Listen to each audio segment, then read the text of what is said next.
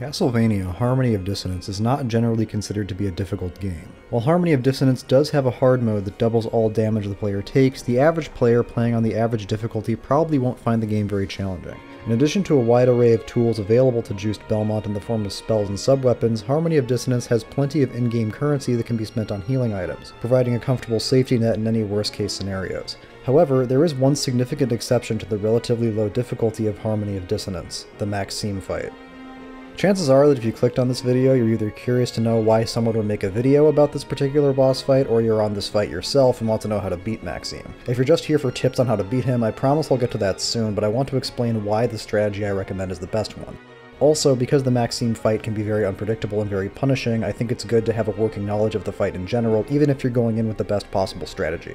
In order to talk about what makes this fight remarkable, I need to briefly talk about Castlevania combat in general. Essentially, Castlevania combat is all about finding the optimal distance between yourself and whatever it is you're fighting, the optimal distance being the furthest away you can be from the enemy while still hitting them. This buffer of distance between you and your enemy is what keeps you safe during the wind-up and swing animations that comprise an actual completed attack, and what gives you a window to react to however the situation may have changed after your attack is finished. Maxim, however, invalidates this basic rule of combat with his standard attack, his sword swing. Following a telegraph that only lasts a handful of frames, Maxim will unsheath his sword and lunge forward with it. The range of Maxim's lunge is almost exactly as long as Juiced's whip, and since Maxim is often moving, this means that even if you were at a hypothetical perfect distance from Maxim at the start of your whip swing, chances are that by the time your swing is finished, he'll have caught up to you and hit you. And since Maxim has 4,800 health and you have around 450 to 500 health, trying to play this like a back-and-forth slugfest isn't going to work. Fighting Maxim with the whip is generally a recipe for failure. Fortunately, Harmony of Dissonance gives you access to two non-whip attacking options, your sub-weapons and your spells. The best sub-weapon to use against Maxim is actually the dagger. Since Maxim fights you on Final Destination, the upward trajectory of the axe is not useful, and the fist and cross lack the dagger's pure horizontal range. The Bible also has horizontal range only constrained by the screen, but if all you're trying to do is hit something right in front of you over and over again, the dagger is more heart and time efficient. The dagger's low damage is a concern, but equipping Logoth's ring turns it into a Maxim shredding silver bullet.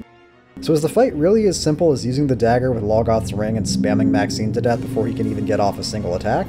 Well, despite what some of the footage I'm showing right now might suggest, it's not always that simple. Yes, sometimes it will work out like that, but complicating factors can arise. For one thing, standing still and spamming against Maxim, even if you're out of range of his sword, can still be dangerous because of his other attacks. Maxim can throw a shuriken with a much longer range than his sword. While this attack can be dodged by backdashing, the fact that he has this tool means you still need to pay attention to what he's doing. If you can see him, you're in shuriken range, and sometimes even if you can't see him, you're in shuriken range. Sometimes Maxim will jump very high into the air and try to dive kick you. This is problematic because the dive kick can take one of two forms, the roll kick or the short kick. If it's the short kick, Maxim can be interrupted before he hits you by a well-timed whip swing or sub-weapon use from the ground. The problem with routinely attempting these reactions is that he could be doing a roll kick, which is only interruptible in mid-air and which is followed up by a roll across the ground, which will damage you. So if you try to whip him from the floor and it turns out he's doing a roll kick instead of a short kick, he'll roll right under your whip.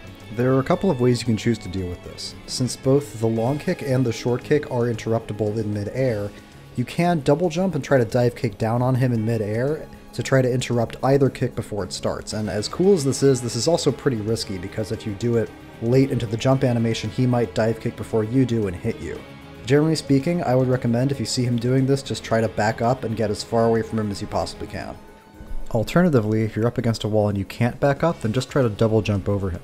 One of Maxim's stranger attacks is when he divides himself in two and attacks you from multiple angles. Honestly, the best way to deal with this attack is to just spaz out. Slide kick around, jump and dive kick, and never stop moving unless the Maxims are winding up an attack that's directed away from you, in which case, stand still and wait for them to miss. Your strategy here should just be to avoid them until the attack stops and Maxim goes back to normal. Don't worry about doing any damage.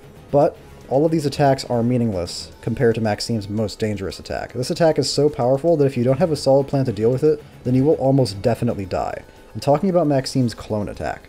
Every once in a while, Maxim will stand still and summon clones that fly across the screen and come at you from multiple angles. Getting hit by one of them almost guarantees getting hit by several more, so while the damage they each do individually is not that impressive compared to Maxim's other attacks, this attack can and will knock off half your health or more, especially on hard mode. On hard mode, it might just kill you outright.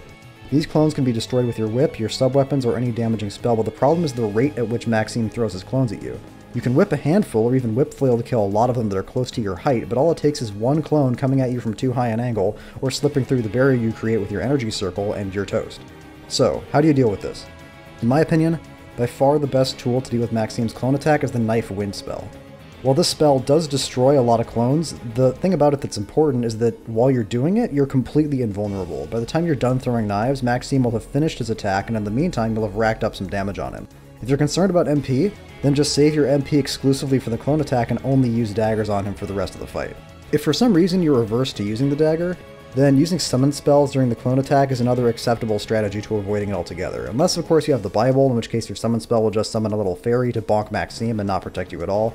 If you do have the Bible, then getting as much distance as you can on Maxim and activating Bible Lightning to intercept any clones that get that far can be a good strategy, but if you're far enough away from Maxim that only some of his clones are getting to you, you're already in a pretty good spot, and gaining that much distance on Maxim at short notice can be extremely difficult and sometimes flatly impossible. If you don't have the MP for a summon spell and you're too close to Maxim when he starts the attack and get caught with your pants down, my recommendation is to crouch next to him and just whip flail.